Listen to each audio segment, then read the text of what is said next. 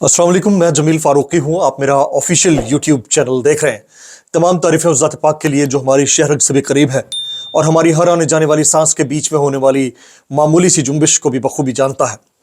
और तमाम दुरूद पाक नबी आखिरुज़्ज़मा हज़रत मोहम्मद मुस्तफ़ा अहमद मुज्तबा सल्लल्लाहु अलैहि वसल्लम की ज़ात पाक के ऊपर जो वजह तख्लीक़ कायनात हैं, जिनकी वजह से हम हैं, जिनकी वजह से ये कुल कायनात है।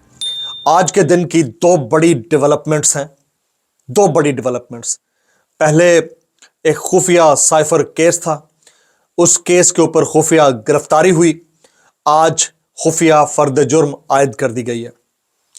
मैं तमाम तर डिटेल्स आपके साथ शेयर करूंगा। हुआ क्या, आगे क्या होने जा रहा है, क्या अब साइफर केस के ट्रायल को मीडिया को कवर करने की इजाज़त होगी, नहीं होगी। तो इसलिए आपने मेरे साथ जुड़े रहना है, वीडियो को पहले मिनट से आखिरी मिनट तक देखना है। इसके साथ साथ आपसे गुजारिश, अगर आपने चैनल अभी तक सब्सक्राइब नहीं किया, सब्सक्राइब कीजिए। बेल आइकन यानी घंटी अपने अंगूठे से ज़रूर दबा दीजिएगा ताकि तमाम तरह नोटिफिकेशंस आप तक पहुंचते रहें। आज की जो टॉप स्टोरी है, टॉप स्टोरी साइफर केस के अंदर इमरान खान साहब के ऊपर फर्द जुर्म आयद होना, और दूसरी टॉप स्टोरी मिलिट्री कोर्ट्स का बहाल होना है। सबसे पहले साइफर केस के अंदर क्या हुआ, ये डिटेल्स मैं आपके सामने शेयर कर देता हूं। सलमान सफदर साहब के जुमले आपने सुन लिए होंगे कि उनको पता नहीं था कि क्या हुआ है।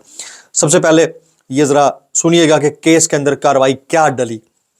साइफर केस में बानी चेयरमैन पीटीआई और शाह महमूद कुरैशी के ऊपर फर्द जुर्म आयद होने की अदालती कार्रवाई। ऑफिशियल सीक्रेट एक्ट खुसूसी की अदालत के जज अबुल हसनात जुल्करनैन ने 2 सफ़ात पर मुश्तमिल चार्ज शीट पढ़कर सुनाई। चार्ज शीट के अंदर क्या था वो मैं आपके सामने रखना चाहूंगा। मुल्ज़िमान पर फर्द जुर्म 3 मुख्तलिफ इल्ज़ामात के तहत सुनाई गई। इमरान खान ने बतौर वज़ीर आज़म और शाह महमूद कुरैशी बतौर वज़ीर ख़ारजा, इन्होंने सीक्रेट एक्ट की खिलाफ वर्जी की। यह चार्ज शीट का मतन है। मुल्ज़िमान ने 27 मार्च 2022 को सीक्रेट डॉक्यूमेंट अवाम के अंदर जाकर लहराया। यह भी चार्ज शीट के अंदर इल्ज़ाम लगाया गया है। मुल्ज़िम ने जानबूझकर ज़ाती मफादात के लिए साइफर को इस्तेमाल किया। चार्ज शीट के अंदर यह भी इल्ज़ाम लगाया गया है। मुल्ज़िमान के गैर कानूनी इक़दाम से मुल्क की तशख़्ख़ुस, सिक्योरिटी और खारजा मामलात को नुकसान पहुंचा। यह इल्ज़ाम भी चार्ज शीट के अंदर लगाया गया है। मुल्ज़िमान ने जानबूझकर ज़ाती मफादात के लिए साइफर को इस्तेमाल किया। मुल्ज़िमान के गैर कानूनी इक़दाम से मुल्क की तशख़्ख़ुस, सिक्योरिटी और खारजा मामलात को नुकसान पहुंचा। बतौर वज़ीर आज़म साइफर आपके कब्ज़े और कंट्रोल में था, जो वज़ारत ख़ारजा को वापस नहीं किया गया। यह भी चार्ज शीट में इल्ज़ाम आयद किया गया है। फर्द जुर्म सुनते ही शाह महमूद कुरैशी ने सेहत जुर्म से इनकार किया, और फर्द जुर्म सुनते ही साबिक चेयरमैन पीटीआई ने भी सेहत जुर्म से इनकार किया और जज से मुकालमा किया। मैंने मुल्की और गैर मुल्की इस्टेब्लिशमेंट को बेनकाब करके जुल्म किया, मेरे जुर्म में यह भी शामिल कर लें। बानी चेयरमैन पीटीआई का अदालत से मुकालमा। हमारी हुकूमत को गिराकर हमें ही मुल्ज़िम बना दिया गया, साबिक चेयरमैन पीटीआई का जज से मुकालमा। यह कैसे हो सकता है, जिसकी हुकूमत गिरी हो वही मुल्ज़िम हो। इमरान खान का अदालत से मुकालमा। हमारी हुकूमत को गिराकर हमें ही मुल्ज़िम बना दिया गया, आप ऐसा ना करें, गलत बात ना करें। अदालत ने इसके ऊपर स्नब करने की कोशिश की चेयरमैन पीटीआई को। और फिर ये अदालत है, आपका लहजा मुनासिब नहीं है। अदालत, आप पहले मेरी बात सुन लें। अदालत और इमरान खान के बार बार बोलने पर अदालत ने उन्हें खामोश करा दिया। ये तो साइफर केस के अंदर आज जो कुछ हुआ, वकील कहते हैं हमें नहीं था पता। साइफर केस बना कैसे, इंतहाई खुफिया तरीके से। साइफर केस में गिरफ्तारी कैसे हुई आपको पता है। पहले तोशाखाना केस था, जेल के अंदर ही गिरफ्तारी डाल दी गई, और फिर पता बाद में चला पब्लिक को कि वो तो गिरफ्तार हो चुके हैं इस केस के अंदर। और फिर साइफर केस में फर्द जुर्म भी जो आयद हुई है वो इंतहाई खुफिया तरीके से हुई है। जिस तरह से आज वकील कह रहे हैं, हमें तो पता ही नहीं कि फर्द जुर्म आयद हुई है नहीं हुई है। और इससे बढ़कर एक और लेटेस्ट डेवलपमेंट मैं आपके साथ शेयर करूंगा, और वो लेटेस्ट डेवलपमेंट साकिब बशीर साहब, ये कोर्ट रिपोर्टर है, इनके जरिए सामने आई है। बड़ी खबर है, शेयर कर रहा हूं, आप जरा गौर कीजिएगा। वो कहते हैं कि एफआईए ने साइफर केस का ट्रायल इन कैमरा करने की दरख्वास्त दायर कर दी है। एफआईए ने साइफर केस का ट्रायल इन कैमरा करने की दरख्वास्त दायर कर दी है। कल फैसला होगा कि आइंदा ट्रायल इन कैमरा होगा या ओपन होगा। यानी अब तक जो ओपन ट्रायल था और उसमें मीडिया के जरिए कुछ खबरें पहुंच जाया करती थी मेन स्ट्रीम और डिजिटल मीडिया के ऊपर, अब वो ट्रायल ओपन नहीं होगा, अब वो ट्रायल खुफिया होगा, उसकी कवरेज मुमकिन नहीं होगी। जैसे चैटम हाउस रूल्स जिस तरह होते हैं, मतलब कवरेज मुमकिन नहीं, बाहर जाकर आप नहीं बता सकते। तो ये कल इसका पता चल जाएगा। कभी इम्कान यही है कि अब इस ट्रायल को इन कैमरा कर दिया जाएगा, खुफिया ट्रायल कर दिया जाएगा। तो ये तो पहली टॉप स्टोरी है। अब मैं इंटरलिंक करूंगा, आप साथ रहिएगा। जो मैंने लाइव स्ट्रीम में बात की थी ज़रा मुख्तलिफ थी, अभी ज़रा इंपॉर्टेंट बात होने जा रही है, मुलाजा कीजिएगा। कुछ ट्वीट्स हैं, शामिल करता हूं। अच्छा, दूसरी टॉप स्टोरी ये है कि आज इंट्रा कोर्ट अपील थी सिविलियंस के मिलिट्री कोर्ट्स में ट्रायल की। तो अब मिलिट्री कोर्ट्स दोबारा से बहाल हो गई हैं और सुप्रीम कोर्ट का ये फैसला है। ज़रा सुनिएगा। मतीउल्लाह जान साहब ट्वीट करते हैं, फौजी अदालतों में सिविलियन शहरियों के ट्रायल के खिलाफ 5 रुकनी बेंच के फैसले पर हुकूमती अपीलों में 6 रुकनी बेंच ने फैसला मुअत्तली की दरख्वास्त पर अपना फैसला महफूज कर लिया। जस्टिस सरदार तारिक मसूद ने फौज की तहवील में 103 पीटीआई के गिरफ्तार कारकुनों से मुताल्लिक समात में कल डीजी खान में दहशतगर्दी 23 फौजी जवानों की हलाकत का हवाला दे दिया और सवाल उठाया कि अगर आर्मी एक्ट की शिकें मनसूख रहीं तो ऐसे दहशतगर्दों से कैसे निपटा जाएगा। जस्टिस सरदार तारिक मसूद के ऐसे रिमार्क्स के बाद अब 5 रुकनी बेंच का फैसला मुअत्तल होता नजर आ रहा है, जो कि हो गया, जो कि फर्दर मुअत्तल हो गया। ऐसे एक राय के मुताबिक आज की समात में डीजी खान के हमलावरों की जज की जानिब से दी गई मिसाल से जस्टिस सरदार तारिक मसूद ने अपना माइंड जाहिर कर दिया है। इससे पहले जस्टिस सरदार तारिक मसूद ने पीटीआई के वकला की तरफ से उन पर किए गए एतराज को भी रद्द कर दिया और कहा कि वो बेंच से दस्तबरदार नहीं होंगे। दूसरा इंपॉर्टेंट ट्वीट फौजी अदालतों से लेकर इससे मुतालिक, आप फौजी रिजवान गिलजई, आप फौजी अदालतों के मामले पर अपनी राय दे चुके हैं, आपको बेंच से अलहदा हो जाना चाहिए। लतीफ खोसा, मैं नहीं होता बेंच से अलग, क्या कर लेंगे जस्टिस तारिक मसूद। एतराज पर फैसला महफूज, फैसला पहले होना चाहिए कि आपने बेंच में बैठना है या नहीं। एतजाज एहसन, मैं नहीं करता समाज से इनकार, आगे चलें जस्टिस तारिक मसूद। तो ये हुआ। अब अगला ट्वीट समी इब्राहिम साहब का मुलाजा कीजिएगा। जस्टिस एजाजुल एहसन पर मुश्तमिल 5 रुकनी बेंच का फैसला मुअत्तल, काजी फायज ईसा के बनाए गए बेंच ने सिविलियंस के मिलिट्री कोर्ट्स में ट्रायल की इजाज़त दे दी है। अच्छा जी, अब कुछ और मैं ट्वीट शामिल करने लगा हूं। जैसे मियां अली अशफाक साहब ये ट्वीट करते हैं, खुले तजादात, दोहरा मयार मुल्क के इंसाफ देने वाले इदारों में भी साफ नन्ही आंख से नजर आए तो खालिस मयारी इंसाफ की तवक्को निज़ाम इंसाफ से यकीनन ख़त्म होगी, बल्कि हो चुकी है।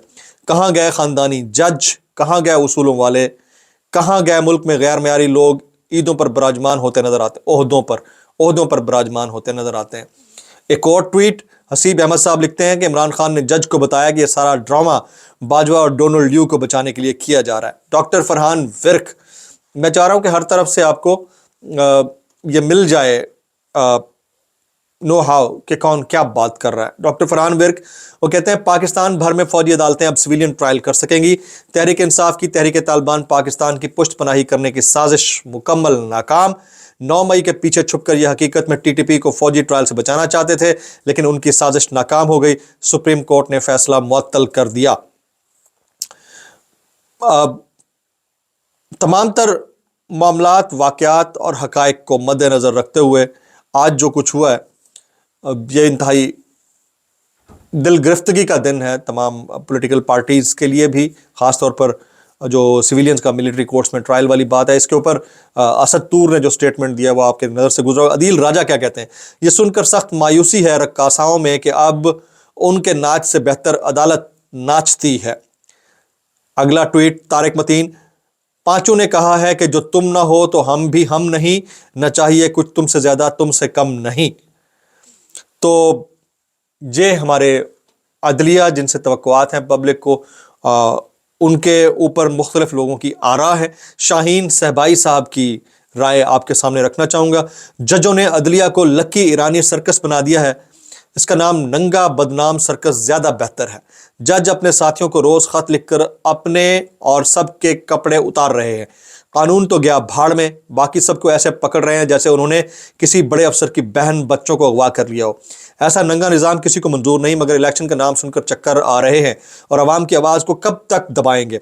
डंडा बरदार हर अदालत में जज के पीछे खड़े होकर बता रहे हैं हम जो कहेंगे वही होगा। इंसाफ और कानून को यहाँ मत तलाश करो, जिसकी मज उसका जज। बहुत बड़ी बात की इन्होंने। आगे चलते हैं जी। تحریک انصاف کا اسلام آباد ہائی کورٹ کے فیصلے پر رد عمل. تحریک انصاف کیا کہتی ہے؟ اپنا منہ کالا کر کے جنہوں نے اس بے شرم لاڈلے کو غسل دینے کی کوشش کی وہ اسے میدان میں کھڑا کر کے اسے انتخابات لڑنے کی ہمت بھی عطا کریں. نواز شریف صاحب کے معاملے کے اوپر بات کر رہے ہیں. اس کے بعد عمران خان صاحب نے جج ابو الحسنات سے جو مکالمہ کیا جاوید ہاشمی صاحب اس کے اوپر کیا کہتے ہیں؟ جاوید ہاشمی صاحب کہتے ہیں پبلک پلس کیا ہے، پاپولیرٹی کیا ہے. میں نے 55 لوگوں سے پوچھا ووٹ کس کو دو گے، جن میں سے 53 نے کہا عمران خان کو دیں گے. صرف ایک نے کہا نواز شریف کو، اور وہ بھی اپنے پاس موجود والد کی وجہ سے کہہ رہا تھا. جب اس کے والد نے کہا میں بھی ووٹ خان کو دوں گا تو اس کا بیٹا بولا پھر میں نواز شریف کو ووٹ کیوں دوں، عمران خان کو ہی دوں گا. یعنی 55 میں سے 54 لوگ عمران خان کو ووٹ دینے کو تیار بیٹھے تھے. اب کل یہ ٹرائل ان کیمرہ ہوتا ہے یا اوپن ٹرائل ہوتا ہے، اس کے اوپر ایف آئی اے نے درخواست دے دی ہے اور پتہ چل جائے گا کہ کورٹس کیا کرنا چاہتی ہے. 2 امپورٹنٹ واقعات، 2 امپورٹنٹ ججمنٹس، 2 امپورٹنٹ ایونٹس، ان کی ٹائمنگ بڑی امپورٹنٹ ہے. کل تو ایک العزیزیہ ملز ریفرنس کیس میں میاں نواز شریف صاحب کو بری کر دیا گیا ہے، بڑی اچھی بات ہے، سیاست ان کی بری، انگلش والا بری ہو گئی ہے. لیکن آج جو کچھ ہوا یہ 2 واقعات بڑے امپورٹنٹ ہیں. پہلا ملٹری کورٹس کا بحال ہونا سپریم کورٹ کی جانب سے، اور دوسرا آج ہی کے دن خفیہ طور پر چارج فریم ہونا جبکہ وکلا باہر آ کر کہہ رہے ہیں ہمیں پتہ ہی نہیں ہے. اور آج ہی کے دن درخواست دائر ہونا کہ یہ اوپن ٹرائل نہیں اب ان کیمرہ یا خفیہ ٹرائل ہونا چاہیے، اس بات کی غماز ہے کہ آئندہ چند دن پاکستان کی ڈیولپنگ پولیٹکس کے لیے بڑے امپورٹنٹ ہوں گے. یاد ہے میں نے آپ کو بتایا تھا کہ مڈ دسمبر سے ہی تبدیلیاں ہونا شروع ہو جائیں گی 2 طرح کی. ایک تو یہ کہ عمران خان صاحب ڈسمنٹل ہو جائیں، ان کو سزا ہو جائے، ان کی جماعت کالعدم ہو جائے اور ان سے بلے کا نشان لے لیا جائے. اس کے لیے 3 ڈائمینشنل ایکشنز ہو رہے ہیں. الیکشن کمیشن کہہ رہا ہے انٹر پارٹی الیکشنز کو ہم مسترد کرتے ہیں. تمام لوگ کہہ رہے ہیں کہ نہیں، نگران باقی حکومتوں سے بہتر ہیں. اس کے بعد عمران خان صاحب کا جو ٹرائل ہے وہ اب شروع ہونے جا رہا ہے، یعنی چارج فریم ہو گیا ہے، اب کیس قابل سماعت ہے. اس کے بعد ٹرائل ان کا اوپن نہیں، اب ان کیمرہ ممکنہ طور پر 99% یہ لکھ لیجئے گا، مجھے ایسا لگ رہا ہے کہ ان کیمرہ ہوگا.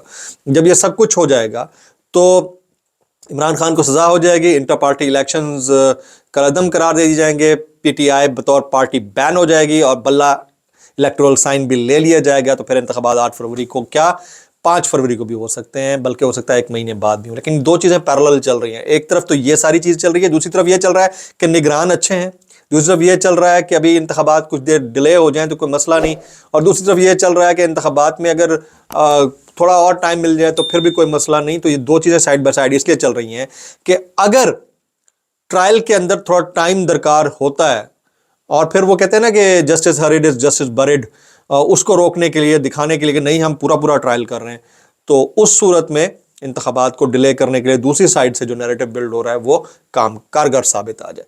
اور اگر ان کیس پھر ٹرائل کے نام کے اوپر سپیڈی ٹرائل ہوتا ہے، جو کہ صاف لگ رہا ہے کہ ملٹری کورٹ کے اندر اب آفیشیل سیکرٹ ایکٹ والا عمران خان صاحب کا کیس چلا جائے گا کیونکہ سپریم کورٹ کی طرف سے آرڈر ہے، وہ چلا جائے گا تو پھر سپیڈی ٹرائل ہوگا. سپیڈی ٹرائل میں 60 ڈیز میں ہوتا ہے، 65 ڈیز میں ہوتا ہے.